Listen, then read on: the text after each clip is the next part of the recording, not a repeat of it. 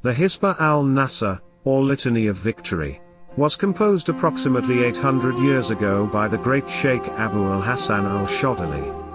It was often referred to as the Sword of Shadhili, due to its potency and his use of this prayer when he and his students fought the crusaders in 1250.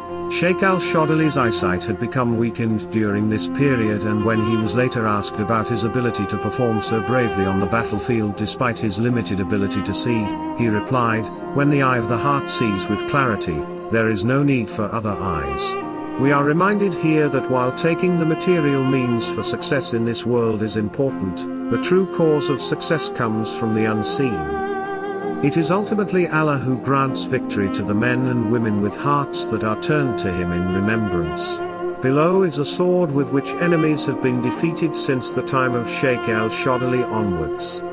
The Prophet, peace and blessings be upon him, taught us that the Muslims are like one body. If any part of the body ails, the entire body feels its pain.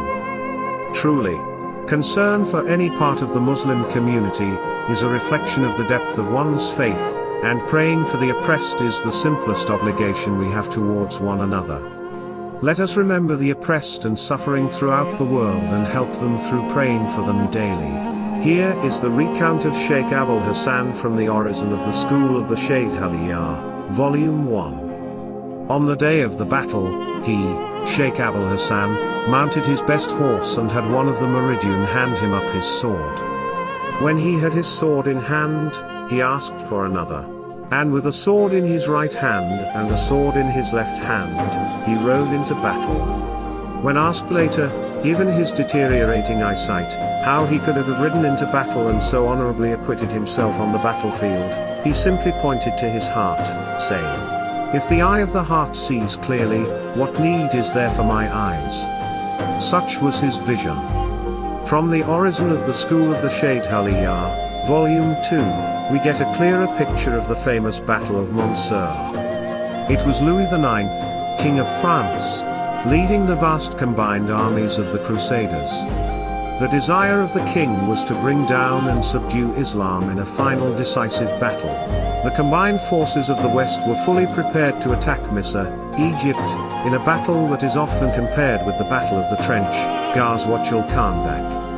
The Sheikh had a profound veridical dream, Ruya, just before the battle, where he was given a vision of a huge tent.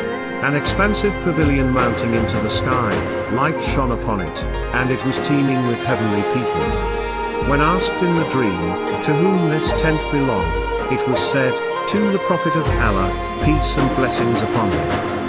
In the later part of the dream, the Prophet spoke to Sheikh Abu al-Hasan and gave him advice. King Louis lost, despite superior military power, and he was captured in the battle alongside many of his generals. Allah gave the Muslims victory.